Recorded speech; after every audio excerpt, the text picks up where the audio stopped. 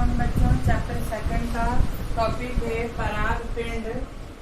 परागपिंड कुछ पादपों में क्या होता है, परागकण संयुक्त हो जाते हैं, एक साथ संयुक्त हो जाते हैं और विशेष प्रकार की संरचना का निर्माण करते हैं, जिसे क्या कहते हैं, परागपिंड कहते हैं। क्या, परागकण जो होते हैं संयुक्त हो जाते हैं और एक विशेष संरचना बना लेते हैं, जिसे क्या कहते हैं, परागपिंड कहते हैं। ये आपका इम्पोर्टेंट क्वेश्चन है, परागपिंड वाला। परागपिंड किसे कहते हैं, उदाहरण याद रखना है, आक और आर्किड्स। आक मीन्स आपकी देसी भाषा में जिसे बोलते हैं आकोड़ा।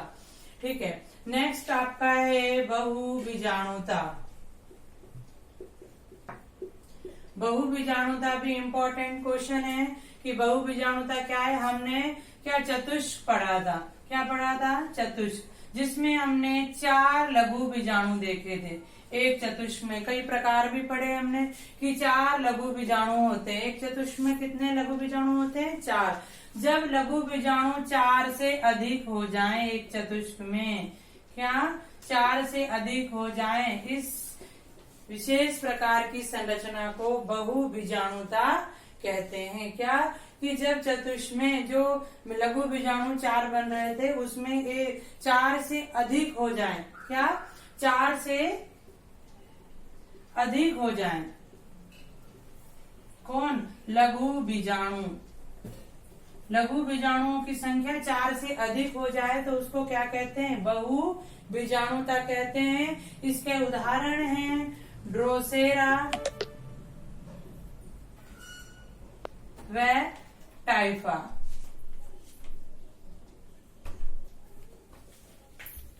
इसे क्या कहते हैं, बहुबीजाणुता कहते हैं। नेक्स्ट आपका टॉपिक है, ये ध्यान से नोट कर लेना, वेरी इंपॉर्टेंट है, दोनों एक एक नंबर के आते हैं। परागपिंड और बहुबीजाणुता, दोनों में अंतर है। यहाँ पे परागकण संयुक्त होकर विशेष संरचना बनाते हैं, जिसे परागपिंड। पराग से याद रखना कि परागकण संयुक्त होकर क्या बनाएंगे, परागपिंड। बहुबीजाणुता, बीजाणुता से याद रखना कि लघु बीजाणु जो चतुष्क में होते हैं 4 से अधिक हो जाएं लघु बीजाणु तो उन्हें क्या कहते हैं, बहुबीजाणुता कहते हैं। उदाहरण है टाइफा और ड्रोसेरा।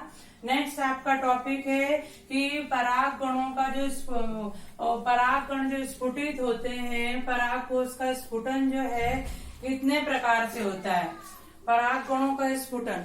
टॉपिक है आपका परागकोश का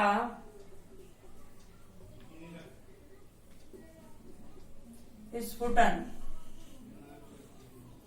परागकोश स्फुटन में मैंने बताया था कि परागकोश की एक दूसरे नंबर की भित्ति थी अंतःस्थीशियम। अंतःस्थीशियम क्या करती है, परागकोश के स्फुटन या फटने में मदद करती है। ये कैसी होती है, आर्द्रताग्राही होती है। जैसे ही पुष्प सूखता है, परिपक्व अवस्था में आता है, तो इसकी क्या होती है, आर्द्रता सूख जाती है। तनाव और खिंचाव के कारण क्या हो जाता है, परागकोश फट जाता है। तो महत्वपूर्ण भूमिका कौन निभाता है, अंतःस्थीशियम। ये क्वेश्चन बनता है कि परागकोश स्फुटन में सहायक है, कौन सी भित्ति या झिल्ली सहायक है, परागकोश की अंतःस्थीशियम। नेक्स्ट है आपका ये परागकोश स्फुटन के प्रकार। परागकोश स्फुटन का पहला प्रकार है अनुप्रस्थ स्फुटन। अनुप्रस्थ ये होता है इस प्रकार से कि परागकोश ये है, परागकोश की संरचना कुछ हमने ऐसी बनाई थी, परागकोश का स्फुटन अनुप्रस्थ हो जाए, इस प्रकार हो जाए। ठीक है, जैसे तुलसी इसका उदाहरण है। उदाहरण याद रखना है आपको कि परागकोश का स्फुटन कैसा हो जाए, अनुप्रस्थ हो जाए, तो उसे अनुप्रस्थ स्फुटन कहते हैं। नेक्स्ट है आपका लंबवत स्फुटन। लंबवत स्फुटन में क्या होगा कि परागकोश जो होगा, परागकोश का स्फुटन कैसा हो जाएगा, लंबवत हो जाएगा। लंबवत स्फुटन होगा। इस प्रकार का स्फुटन किसमें पाया जाता है, धतूरा और कपास में पाया जाता है। उदाहरण याद रखने हैं आपको। नेक्स्ट है आपका छिद्रमय स्फुटन।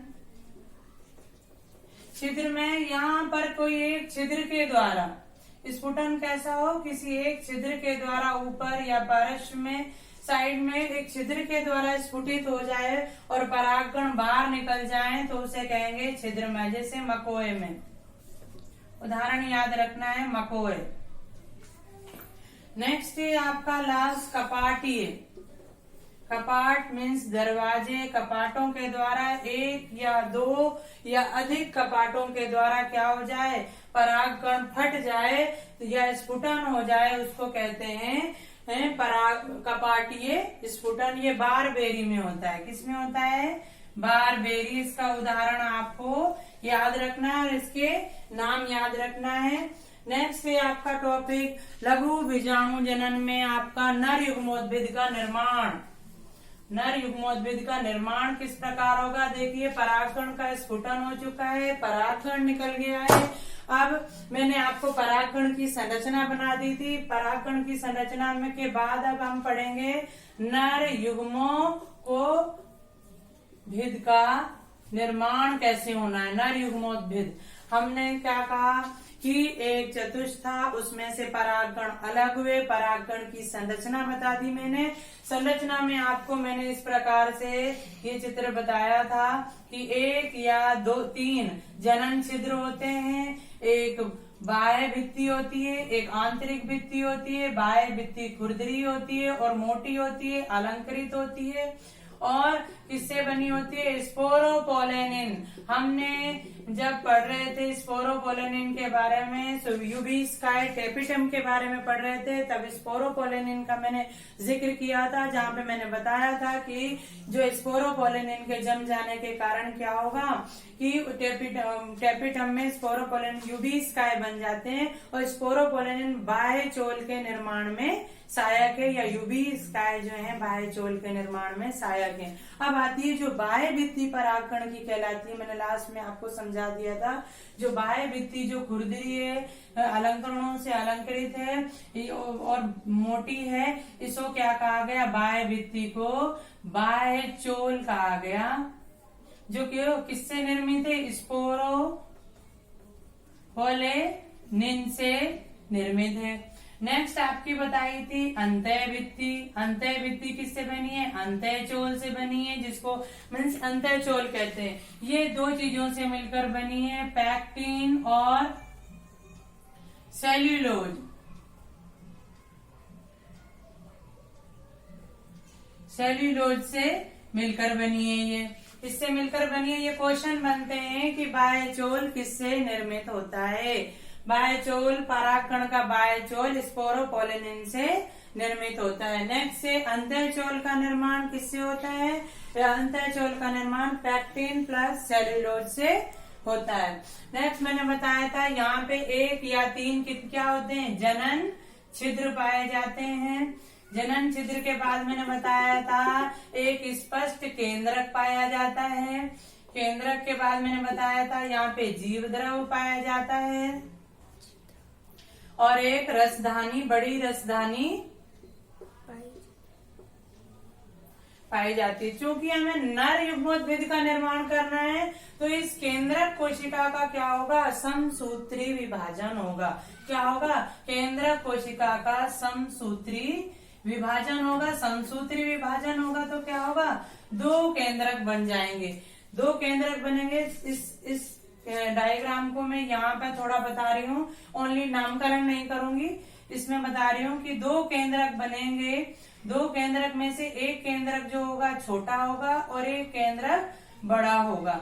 इन दो केंद्रकों को इस प्रकार, एक केंद्रक तो बड़ा होगा, एक बहुत छोटा मसूराकार होगा, बहुत छोटा लेंस की आकृति का होगा। और ये बड़ा जो केंद्रक होगा इसको कहेंगे कायिक केंद्रक। जो बड़ा केंद्रक है इसको क्या कहेंगे, कायिक केंद्रक। और जो छोटा केंद्रक होगा उसको कहेंगे जनन केंद्रक। क्या कहेंगे, जनन केंद्रक। ये छोटा होता है, आकार में कैसा होता है, छोटा होता है। जब ये केंद्रक बने हैं तो इनका पहले क्या होता है, हमने कोशिका चक्र के बारे में हमने 11th क्लास में पढ़ा था कि पहले केंद्रकों का विभाजन होगा, उसके बाद जीव द्रव का विभाजन होता है, फिर केंद्रकों के बाद जीव द्रव का विभाजन हुआ। तो इस प्रकार एक बड़ी कोशिका बनी और यहाँ पे एक भित्ति का निर्माण और एक छोटी कोशिका बनी। तो इसको कहा जाएगा, इस कोशिका को कहा जाएगा कायिक कोशिका और इसको कहा जाएगा जनन कोशिका। इस प्रकार कायिक कोशिका का कायिक केंद्रक निर्माण होगा और जनन कोशिका का जनन केंद्रक। विभाजित हो गए दोनों किसके द्वारा, जो मेन केंद्रक था परागकण का, ये परागकण की संरचना मैंने बताई थी, परागकण की संरचना, जिसमें मेन केंद्रक जो था, जो इसका क्या हुआ, समसूत्री विभाजन हुआ। समसूत्री विभाजन के बाद दो पुत्री बनती हैं, तो दो केंद्रकों का निर्माण हुआ। केंद्रक के बाद कोशिका द्रव विभाजित होगा तो दो कोशिकाएं बन जाएंगी, एक बड़ी होगी और एक छोटी होगी। यो जनन कोशिका, यहाँ पे छिद्र बताया है मैंने, जनन छिद्र। जनन छिद्र कितने होते हैं, 1 या 3 जनन छिद्र होते हैं। इस प्रकार ये बाह्यचोल, नामकरण बार बार करने की जरूरत नहीं है। इस प्रकार ये बाह्यचोल, जनन छिद्र। जब ये कायिक कोशिका क्या करेगी, कायिक कोशिका क्या करेगी, जनन अंकुरण को, परागकण के अंकुरण को क्या करती है, प्रारंभन करती है। ये जनन कोशिका इस प्रकार आगे बढ़ेगी और पराग नलिका का अंकुरण में अंकुरण होगा या पराग नलिका का निर्माण प्रारंभ हो जाएगा। किससे, जनन छिद्र के द्वारा। कौन, कायिक कोशिका जो थी, बड़ी कोशिका, उसके केंद्रक खसककर कहाँ आ जाएंगे, कायिक कोशिका के केंद्रक, यहाँ आ गया कायिक कोशिका का केंद्रक। और ये जो जनन कोशिका थी वो यहीं पर है अभी। जैसे जैसे ये पराग नलिका बनेगी तो किसके द्वारा बनेगी, कायिक कोशिका के द्वारा। किसके द्वारा बन रही है, कायिक कोशिका के द्वारा पराग नलिका का निर्माण हो रहा है। अंकुरण प्रारंभ हो गया। अंकुरण भी कौन करेगी, कायिक कोशिका। कायिक कोशिका के द्वारा क्या होता है, पराग नलिका का निर्माण होता है। इस प्रकार पराग नलिका का निर्माण हो गया और बाद में क्या होगा, पराग कोशिका जब आगे, कायिक कोशिका जब आगे आगे जाएगी तो ये तो कायिक कोशिका हो गई पूरी। ये इसने किसका आकार ले लिया, इसने एक नलिका का आकार ले लिया पराग कोशिका ने। और जनन कोशिका जो थी यहाँ से खसककर कहाँ आ गई, इसको रास्ता मिल गया आगे बढ़ने का, तो ये खसककर यहाँ आई, इसका केंद्रक। फिर इसका केंद्रक का, इस कोशिका का केंद्रक का विभाजन हुआ, कोशिका का विभाजन हुआ तो दो केंद्रक इस प्रकार अलग अलग हो गए। तो आखिरी में जाके जो कायिक कोशिका थी, इसका केंद्रक लास्ट में जाके जब ये बीजांडकाय में प्रवेश करती है तो ये नष्ट हो जाता है। इसका केंद्रक, किसका, कायिक कोशिका का केंद्रक नष्ट, हासित अपहासित हो जाता है, नष्ट हो जाता है। और यहाँ पर दो नर युग्मकों का निर्माण होता है, जो जनन कोशिका थी उसके द्वारा। क्या थी, जनन कोशिका। जनन कोशिका का क्या हुआ, विभाजन हुआ, समसूत्री विभाजन हुआ और ये किसमें बदल गई, दो नर युग्मकों में विभेदित हो गई। और इस प्रकार ये नर युग्मक आगे बढ़ेंगे और किसमें जाएंगे, बीजांडकाय में प्रवेश कर जाएंगे या बीजांड द्वार के द्वारा या बीजांड में प्रवेश करेंगे नर युग्मक। तो ये यहाँ पे हमने पढ़ा था नर युग्मोद्भिद का निर्माण। तो इस प्रकार नर युग्मोद्भिद का निर्माण हो गया। अगेन रिपीट कर रही हूँ कि परागकण की संरचना में मैंने केंद्रक बताया था, बाह्यचोल, अंत्यचोल। बाह्यचोल स्पोरोपोलिनिन से मिलकर बना है, अंत्यचोल पैक्टिन और सेल्यूलोज से मिलकर बना है। नेक्स्ट इसमें जनन छिद्र पाया जाता है। कायिक कोशिका जो होती है आगे जाके जनन छिद्र के अंकुर, जनन छिद्र के द्वारा पराग नलिका का, क्या है ये, पराग नलिका, पराग नलिका का अंकुरण करती है। अंकुरण होगा किसके द्वारा, कायिक कोशिका के द्वारा। जैसे जैसे कायिक कोशिका आगे जाएगी उसका केंद्रक भी जाएगा। ये पूर्ण जब विकसित हो जाएगी, अंडाशय के बीजांड के पास पहुंच जाएगी तो ये कायिक कोशिका यहाँ से फट जाएगी और केंद्रक नष्ट हो जाएगा। किसका? कायिक कोशिका का। बचा कौन? जनन केंद्रक, जनन कोशिका। जनन कोशिका का विभाजन होगा, 2 प्रकार की कोशिकाएं बनेंगी और इनके इन दोनों कोशिकाओं को क्या कहेंगे या केंद्रकों को नर युग्मक कहेंगे। कितने? 2 नर युग्मक, N, 2 N का, एक ये N है और एक ये है, 2 नर युग्मकों का निर्माण हो रहा है। इस प्रकार नर युग्मोद्भिद का निर्माण होता है। और आगे आपका पॉलन किट, आपका टॉपिक है पॉलन किट। ये इम्पोर्टेंट है, वेरी इम्पोर्टेंट है। अगर ना समझ में आए तो एक बार रिपीट हो जाएगा, ध्यान से पढ़ना। कायिक कोशिका क्या करती है? अंकुरण का, जनन छिद्र के द्वारा क्या करती है? अंकुरण प्रारंभ करती है और पराग नलिका का निर्माण होता है। कायिक कोशिका अंत में नष्ट हो जाती है, इसका केंद्रक भी नष्ट हो जाता है और 2 जो जनन कोशिका थी उसके समसूत्री विभाजन से 2 नर युग्मकों का निर्माण होता है। यही क्या है? नर युग्मोद्भिद का निर्माण, 2 नर युग्मक उत्पत्तित हुए हैं। नेक्स्ट आपका टॉपिक है पॉलन किट। पॉलन किट होता है परागकण के ऊपर पाया जाने वाला या पराग कोश के ऊपर पाया जाने वाला जो एक पीला या चिपचिपा पदार्थ होता है, उसे क्या कहते हैं? पॉलन किट कहते हैं। पुष्पों, पराग पुष्प क्या होता है? पराग कणों की सतह पर एक तेलीय संरचना या तेलीय आवरण, पीला, चिपचिपा और खुशबूदार गंध युक्त एक पदार्थ पाया जाता है। ध्यान से देखना, हर पुष्प की अलग अलग संरचना होती है, अलग अलग उसके एंथर या पराग पुंकेसर की संरचना होती है। तो क्या होता है? परागकण इस प्रकार में बता दो। ये तो परागकोश था और परागकोश के फटने के बाद क्या निकला था? परागकण निकला था। परागकण की संरचना मैंने बताई, खुरदरी होती है और प्लस यहाँ पे एक तैलीय या वसा युक्त पदार्थ पाया जाता है जो चिपचिपा होता है, जो चिपचिपा होता है, गंध युक्त होता है, जिससे खुशबू आती है, गंध युक्त होता है, तेलीय चिपचिपा होता है। इसी के कारण क्या होते हैं? जो क्या कहते हैं? परागकण जो है वर्तिका पे जाके चिपक, यहाँ से जैसे उड़े हैं, फटा है तो यहाँ से बाहर उड़ेंगे। उड़ने के बाद में गुड़हल के फूल का उदाहरण दे रही हूँ। इस प्रकार ये यहाँ पर चिपके थे, बहुत सारे पुंकेसर थे। यहाँ पे आप गुड़हल का फूल आपने घर पे देखा होगा ध्यान से, और यहाँ से वर्तिका निकल रही थी, ये पूरी वर्तिका थी और इस प्रकार अंदर से